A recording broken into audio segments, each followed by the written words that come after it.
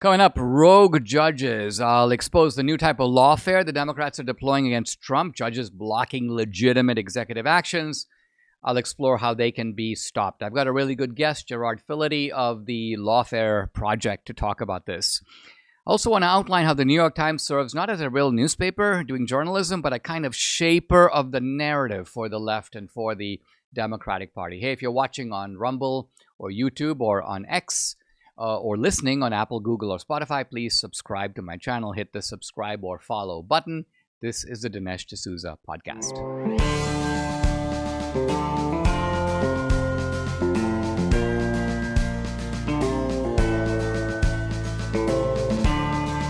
America needs this voice. The times are crazy. In a time of confusion, division, and lies, we need a brave voice of reason, understanding, and truth. This is the Dinesh D'Souza podcast. I don't know if you saw Elon Musk with his son named X in the Oval Office with Trump taking questions from the media. For me, the highlight of it had to do with something that I tweeted out myself that Elon Musk shared on Twitter. My tweet was something like this. You know, we have seen so many examples of government officials or bureaucrats, sometimes elected officials, who make $200,000 a year, but then are very wealthy. They have a net worth of $17 million, $27 million, $33 million, sometimes more. And I said that Doge and Elon Musk are giving us a window into how this occurs, how these people have created a very elaborate, labyrinthine racket in which money flows out of the government from the taxpayer, and then it flows right back into their pockets or to their benefit or into their re-election campaigns or into their bank accounts. So in some ways, I guess what I'm saying is that, remember what we talked about for months involving the Biden family? Biden is kind of a mafia boss. Money flows from foreign entities to an LLC set up by Hunter Biden and flows to another LLC and to another LLC. And then it somehow circles into the Biden's private bank accounts. The same thing is happening here, but it's not just Biden. It's with not everybody, but lots of people in the government. And the process here involves not so much LLCs, but NGOs, non-governmental organizations. And by the way, even the term NGO is a misnomer. Think about it.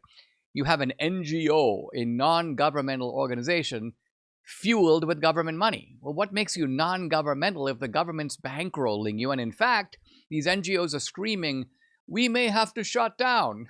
Well, you're an NGO, you're a non-governmental organization. Now you're saying that if the government didn't fund you, you'll have to shut down. What does that tell you?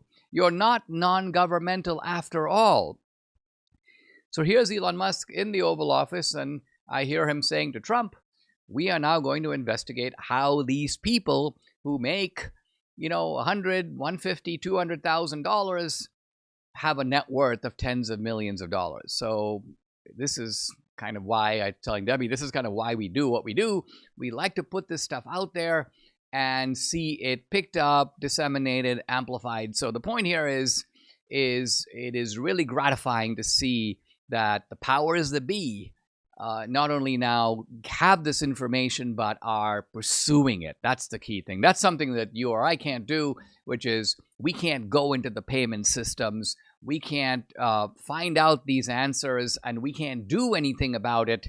It's up to the various agencies of government, Doge, but I would also say the DOJ, because we need to have prosecutions once we figure out who these crooks are and how much they have ripped us off.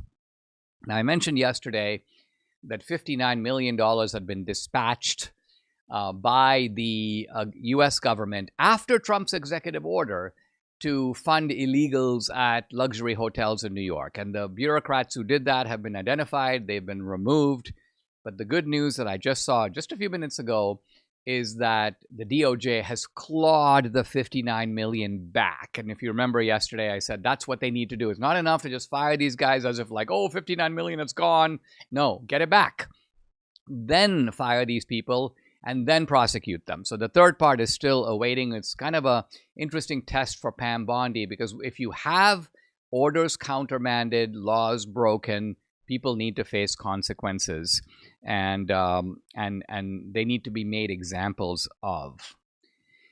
The big picture of what's going on here is that the Doge is threatening to put the whole addictive government spending program that stretches across the entire bureaucracy into a kind of a detox.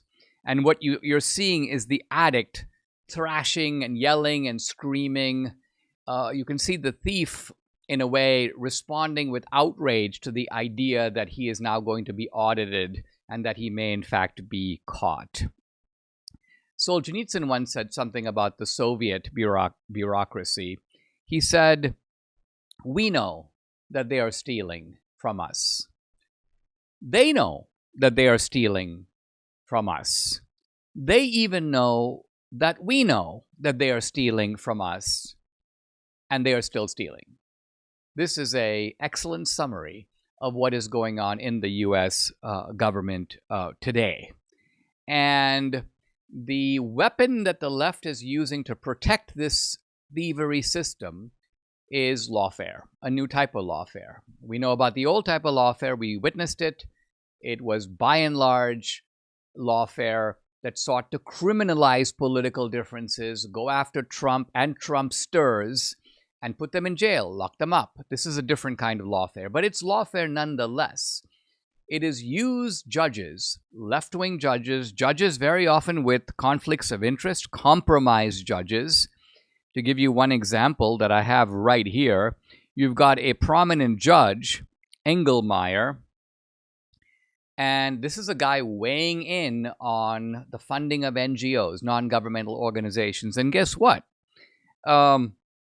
His wife, Emily Mandelstam, works for an NGO that is swimming in USAID cash. Another judge has a daughter involved in this NGO racket. So these are people who directly stand to benefit. Now, you would think they would recuse themselves, but no, they act as if they are, in some senses, serenely above any question, and they are doing the lawfare on behalf of the Democrats.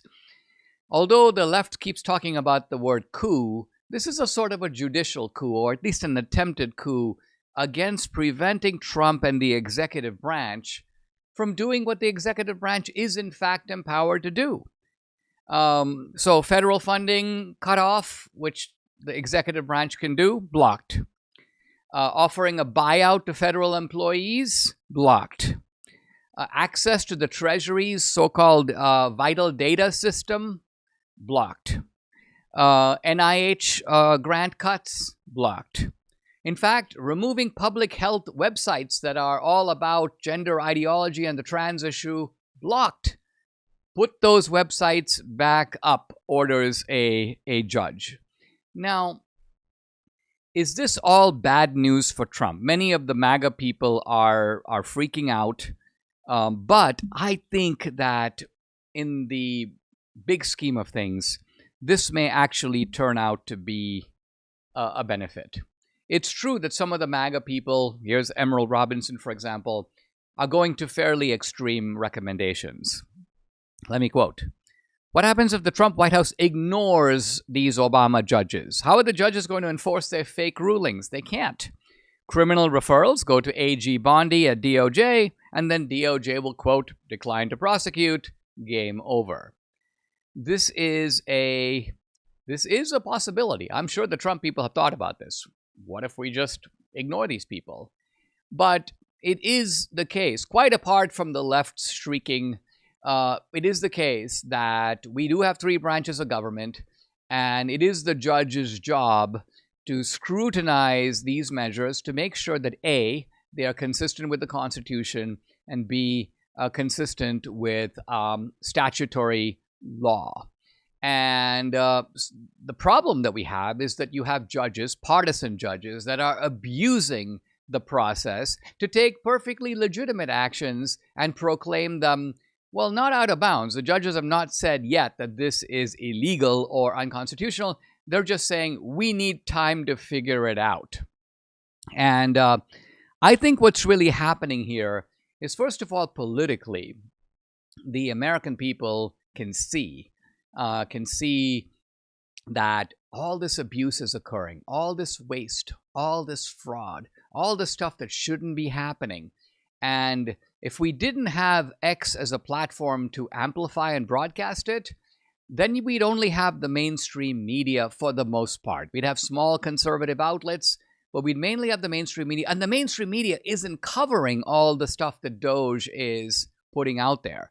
So we would be in a position where we would think, oh yeah, Trump is contravening the law. We wouldn't be able to see what's really going on. And what's really going on is the mafia operation inside the government is putting up its paid stooges in the media, like, don't cover all this stuff. You know, why would you want to cover all the embezzling that we're doing? You're part of it. We're paying you. Remember that the USAID was funding 5,000 journalistic outlets. They're funding the BBC. They're funding Politico. They're funding the New York Times.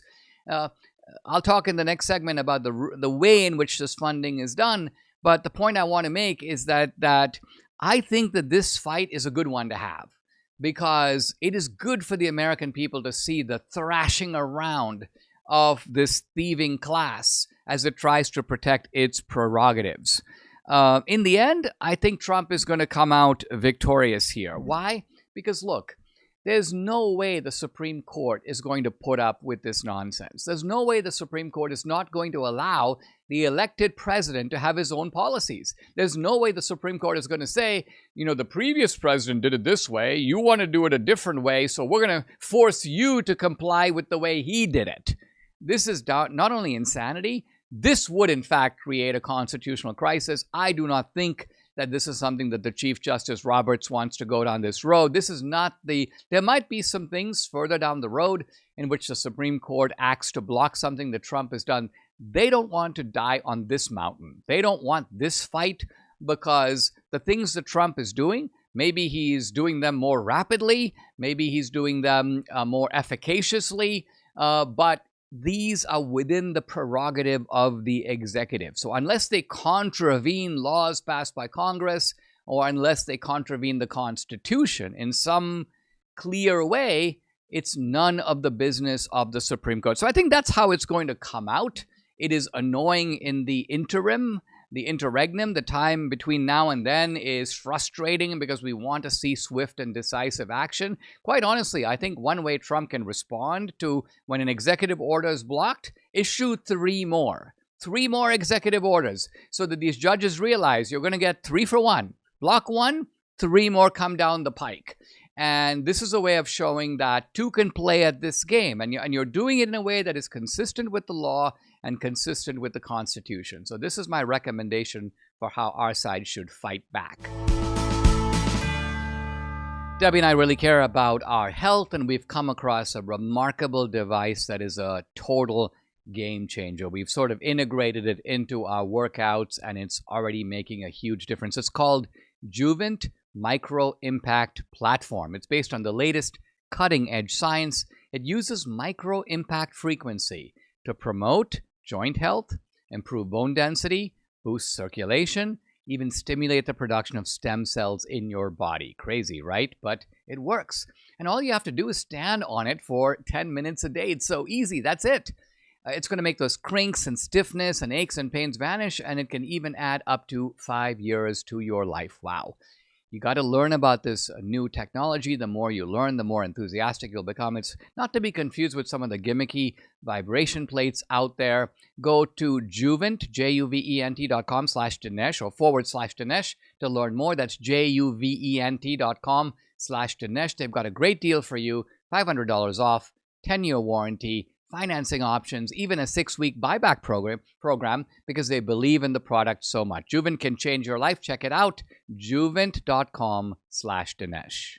Have you seen the news from economists forecasting a depression, not a recession, a depression by the year 2030? Very scary. We are in a bit of a perfect storm. Social Security and Medicare have hit a breaking point, the largest generation hitting retirement, and a smaller workforce, which means a smaller tax base. Now, pair that with our growing national debt, rising cost of living, we have a big problem. So what are you doing about that? How are you protecting your family for the future?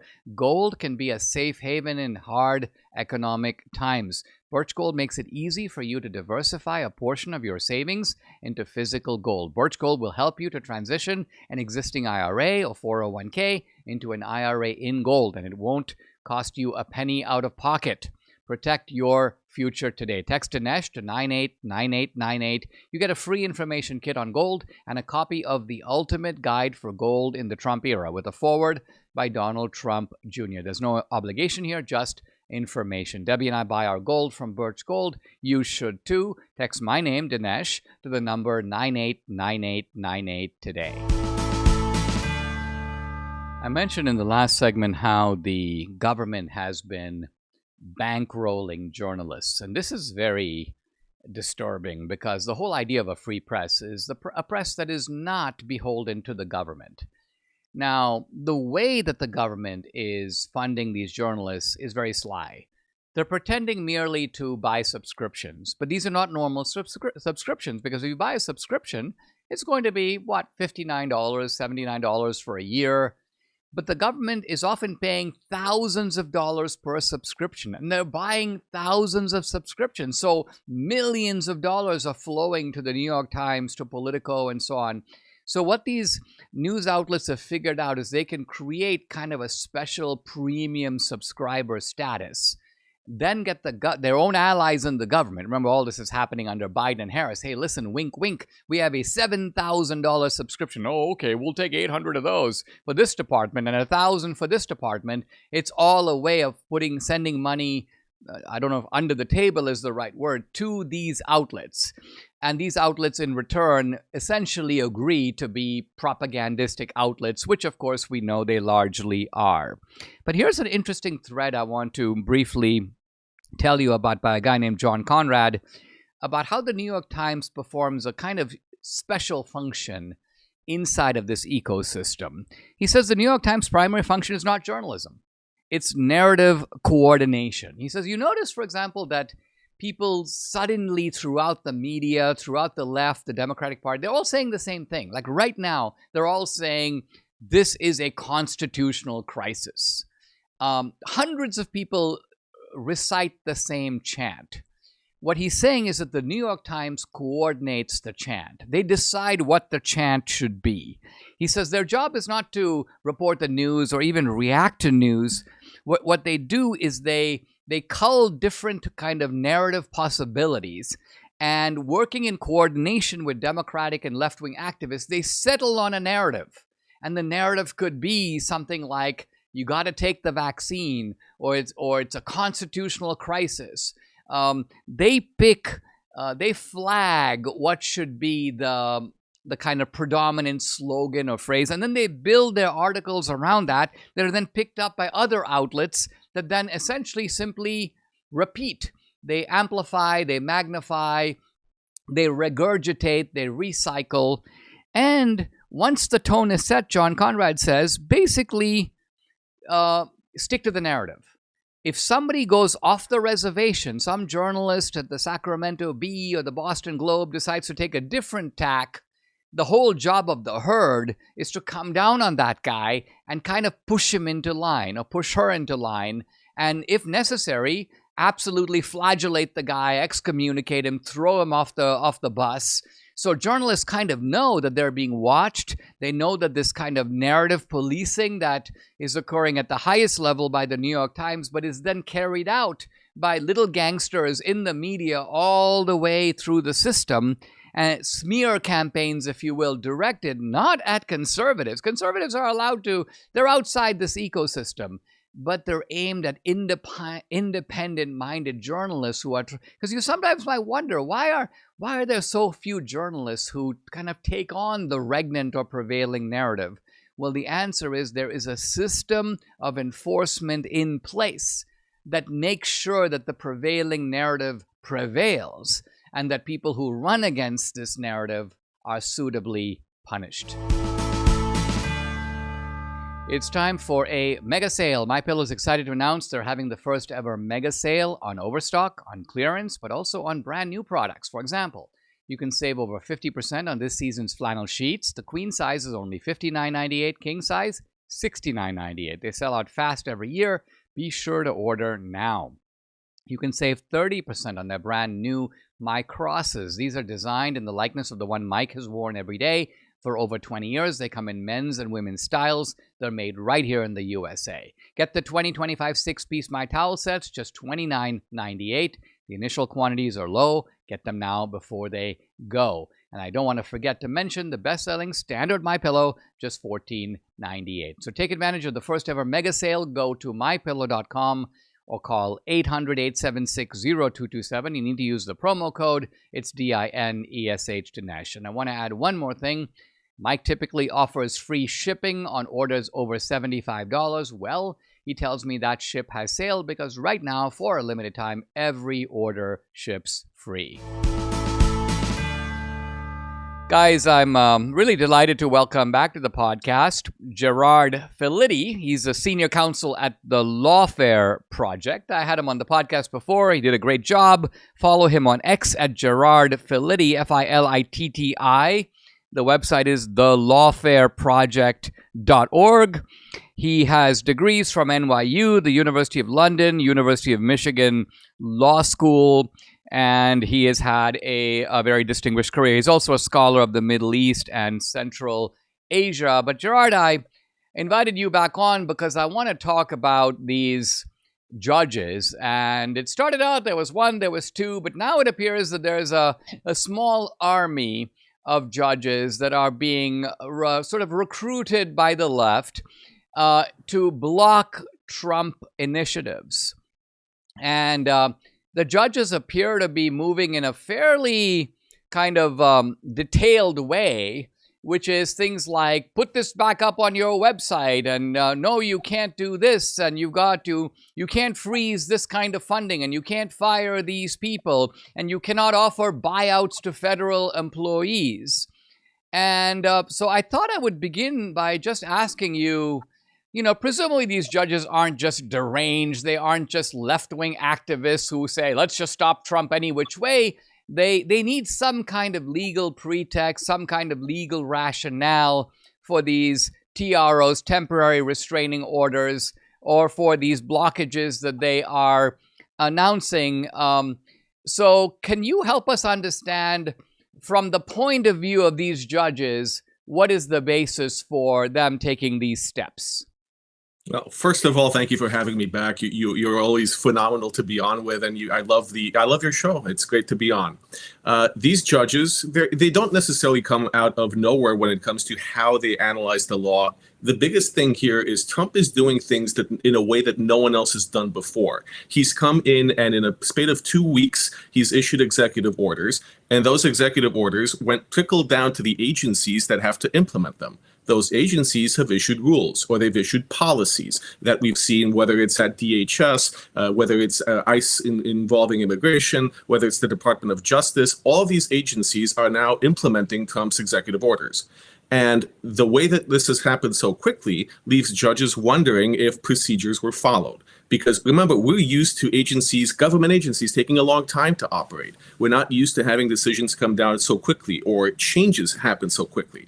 So judges are looking at what's being challenged, and they're saying, well, what really controls here is the Administrative Procedure Act. There's a way that government agencies are supposed to operate. And they're looking at, they're not sure whether all the procedures have been followed.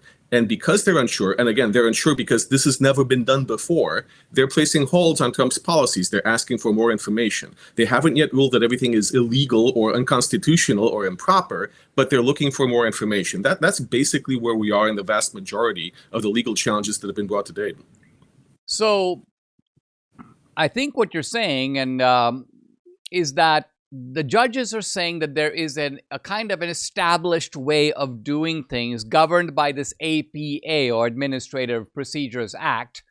And the judges are saying that that we need more time to figure out whether or not this act is being violated. And in the meantime, we don't want any of these government employees, for example, to suffer hardship, and we don't want these programs and the program beneficiaries to. So we're just going to hit the pause button, right? Is that pretty much what you're saying? You've nailed it on the head. That's exactly it. They haven't ruled that anything is improper, but they want time to evaluate whether the way that these agencies are carrying out Trump's executive orders is proper, that the procedures are being followed. And in some cases, I think that challenges will actually succeed. In most of them, they probably will not. But this is a matter for the courts to get more information at this stage, and that's precisely what's happening. Now, described this way, it does seem to be part of the normal flow of government. In other words, it is customary. This happened even under Biden, has happened obviously under previous presidents. You take an action. The one that comes to mind is Biden, for example, forgiving student loans. This is then challenged. Does he really have the authority to do this? Or to what degree can he forgive these student loans? The court issues a ruling. You can then appeal if you want to. So is it the case right now? Because I know that some of the MAGA people are freaking out. We need to impeach these judges, or we need to threaten to pack the court. Of course, the Supreme Court hasn't weighed in here. In fact, by and large, appellate courts haven't weighed in either.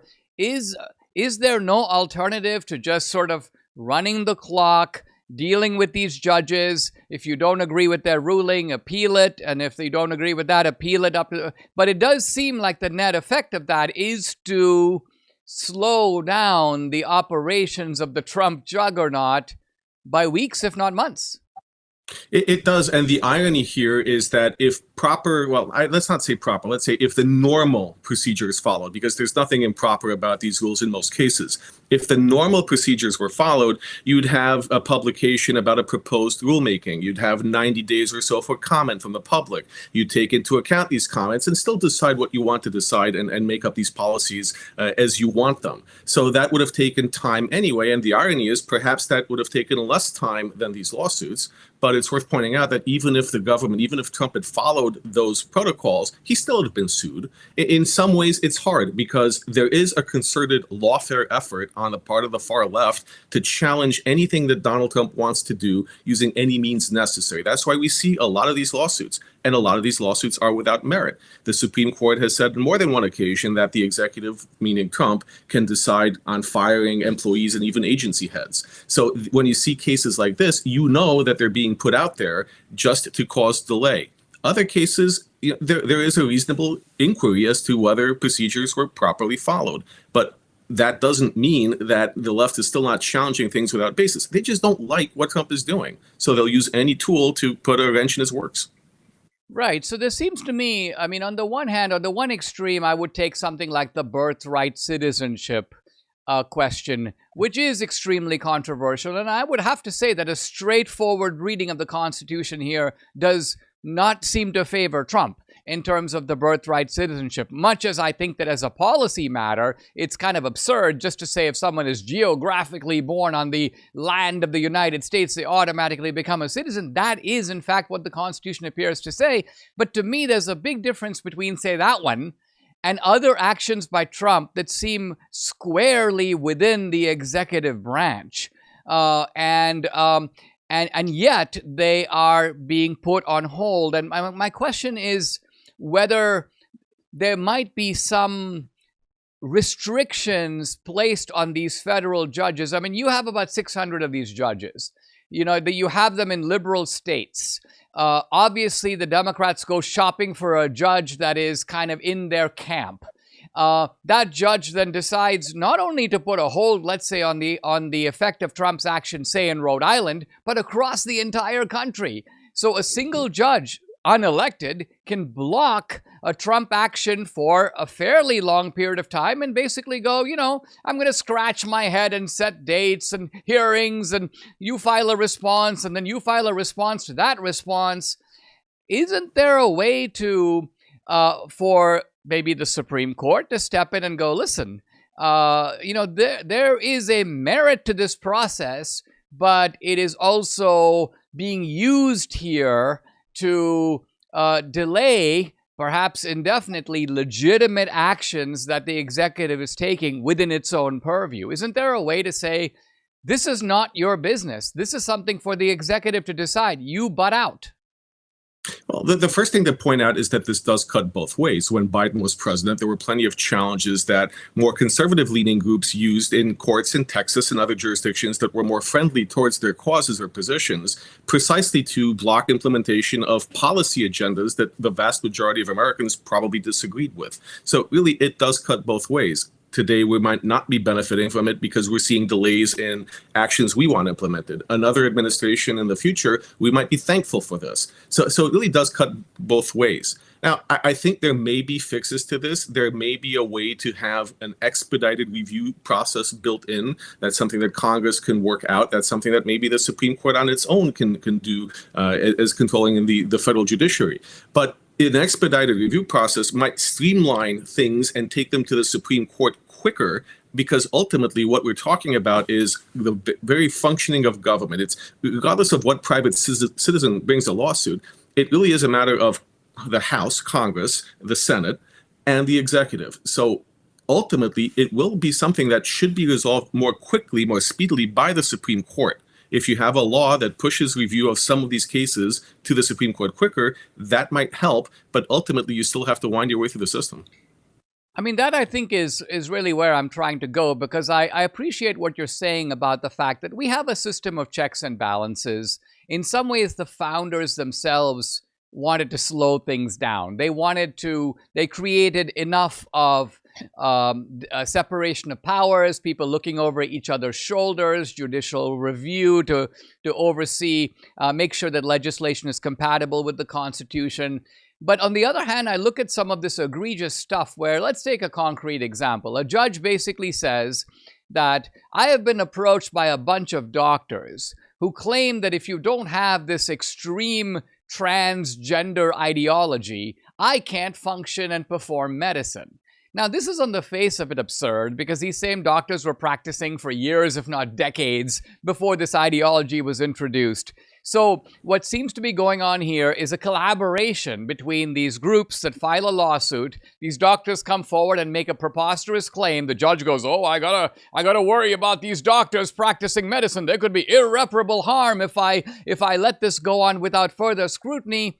And so, again, the judge seems to be in no position to be making these decisions, and yet this is going on right in front of us. And the net effect of it is to, at the very least, interrupt, if not block, what seem to be these vitally important DOJ investigations, the exposure of fraud and abuse.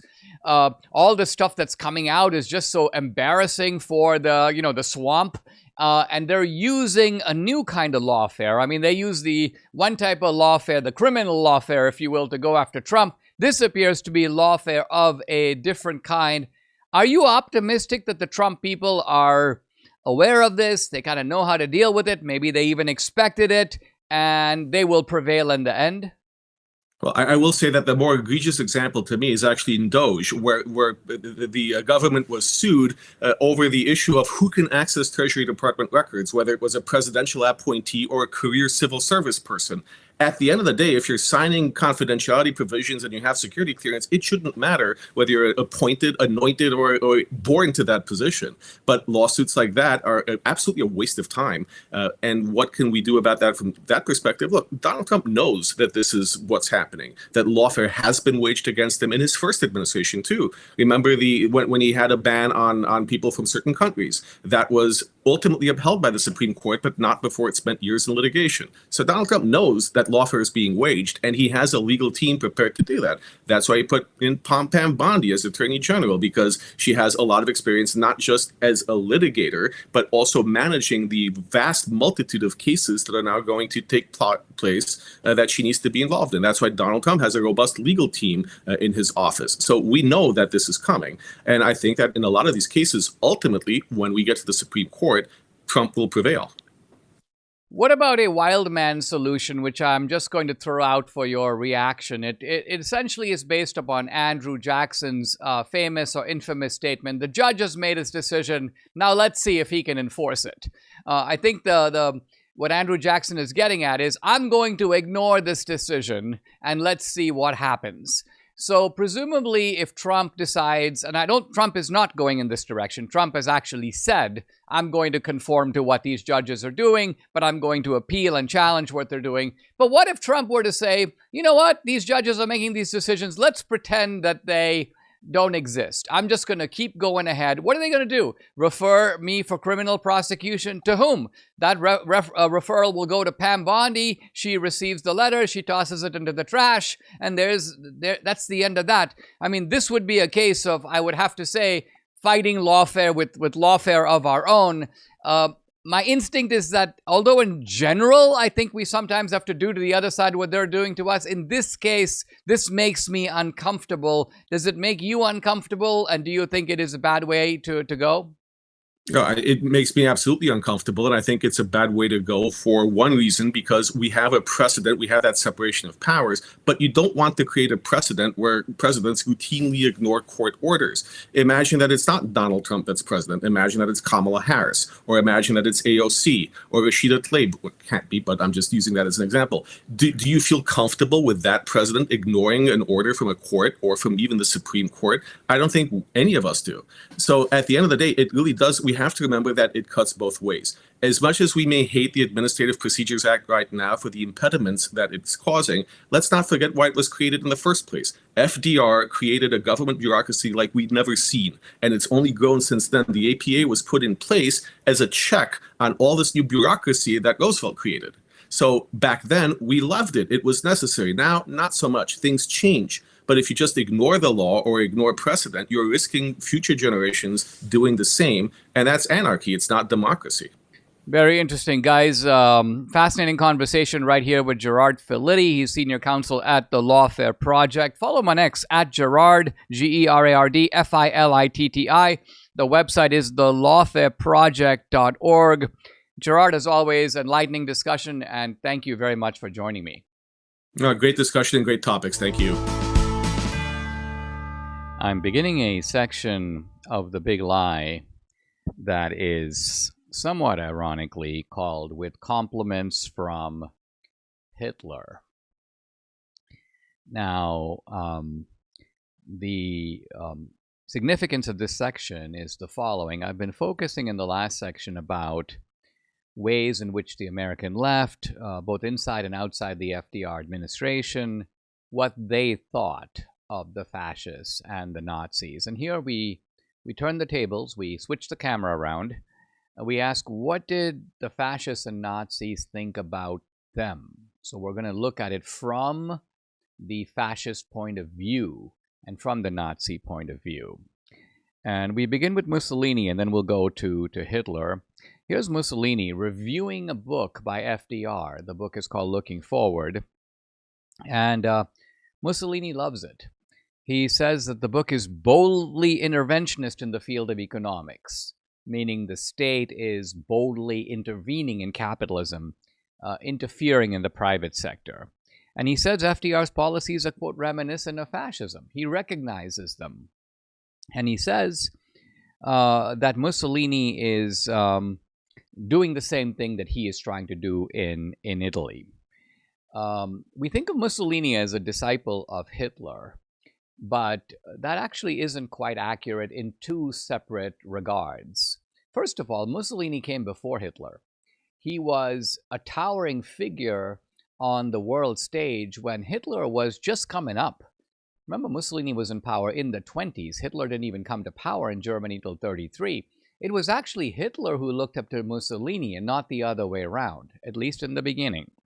Second, Mussolini admired somebody much more than Hitler. And that was, yes, you are right, FDR. FDR was Mussolini's real hero. And I'm quoting Mussolini right here. Roosevelt had the strength and the will to do what ought to be done. And Mussolini's praising Roosevelt here for kind of being a strong man. for being decisive, for overriding people that he doesn't agree with, for not paying attention to, if you will, checks and balances. Now let's go to Germany and look at what the Nazi press is saying about FDR.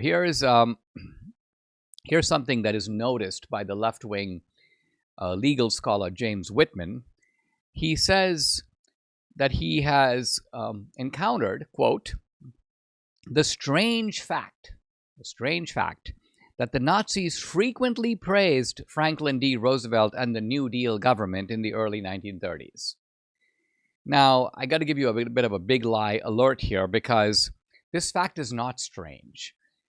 Fascism, communism, Nazism, socialism, progressivism are all on the same track. They're all moving in the same direction. They're sister ideologies, so it's not strange. But Whitman, the legal scholar, is making it seem strange because he wants to act like Nazism is on the right. Why would the right-wing Nazis somehow find something to praise in the New Deal? As we're seeing, they had every reason to praise the New Deal, which was fascist in a certain way of its own. So Whitman is trying to hide the ideological affinities between the American left and the Nazis. But the fascists didn't try to hide these affinities. In fact, you would find FDR, for example, would get a massive spread in the Berlin Illustrated magazine, which was one of the magazines favorable to the Nazis. And in that magazine, underneath FDR's photo, they would talk about, quote, the fascist New Deal. And they meant this as a compliment. On May 11, 1933, the Nazi newspaper Völkischer Beobachter has an article, Roosevelt's Dictatorial Recovery Measures, but they're using the term dictatorial here as a compliment, meaning Roosevelt is taking decisive action. He's giving dictation to people who need to follow what he's doing. And we can see this if we continue to read the article.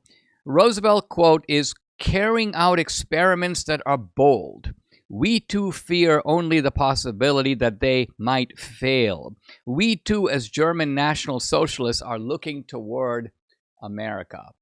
The Nazis are saying, this is one of us. This guy, FDR, is one of us. We want him to succeed because the success of fascism in America and our own success are somewhat connected.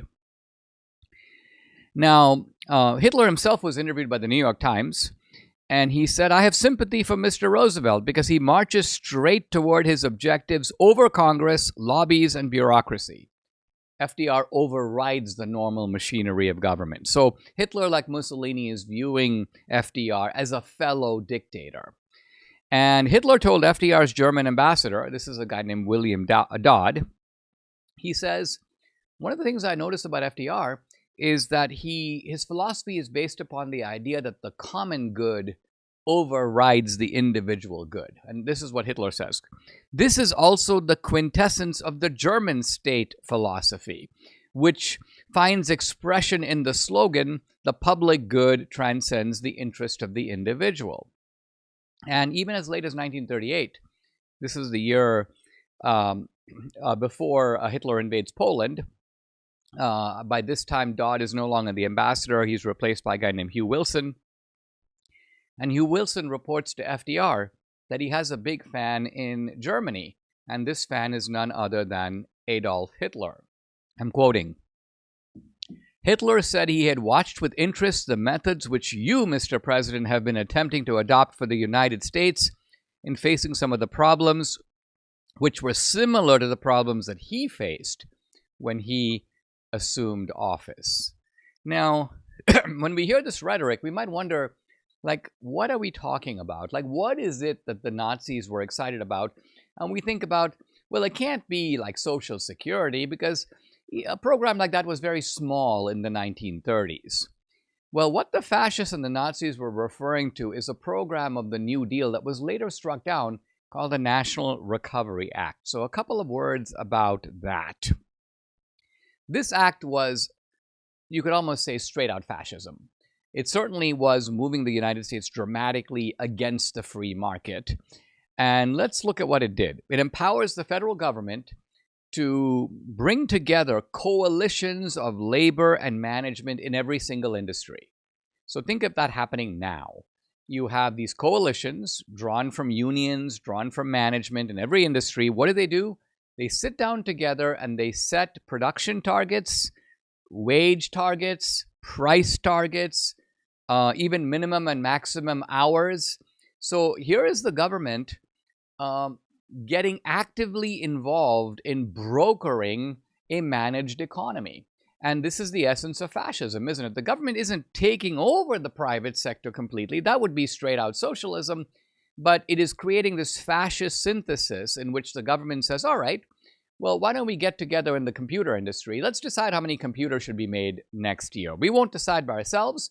We'll let the unions and management and us all have a roundtable discussion and decide we'll produce 4,000 computers or 4,000 chips or 4 million chips next year. So there's no free market if this kind of thing is going on throughout the economy.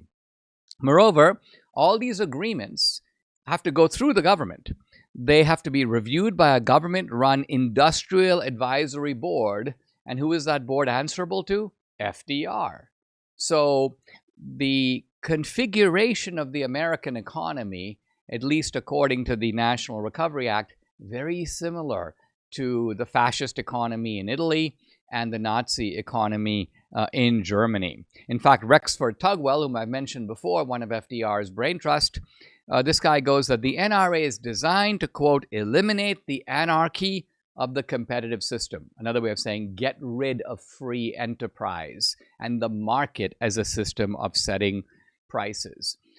Now, when the National Recovery Act and the New Deal policies were being advanced, a lot of people in America recognized that this was a fascist program, and they were proud of it. They were excited by it. So here's the progressive writer Roger Shaw writing in the North American Review. He says the NRA meaning National Recovery Act, was, quote, plainly an American adaptation of the Italian corporate state. The corporate state was Mussolini's term for fascism. One of the Marxist writers, the NRA is doing the job that European fascism set out to accomplish. Here's FDR's own Interior Secretary, a guy named Harold Ickes, quote, what we are doing in this country are some of the same things that are being done in Russia and even some of the same things that are being done under Hitler in Germany. Mussolini himself, upon hearing about the NRA, becomes extremely enthusiastic and compares FDR to himself. In fact, he says, ecco un dittatore, which is basically, behold the dictator. And let's remember again that for people like Mussolini, dictator is not a bad word. He means, behold the great leader, behold the strong man, behold the guy in America who's, well, just like me. Subscribe to the Dinesh D'Souza podcast on Apple, Google, and Spotify, or watch on Rumble, YouTube, and SalemNow.com.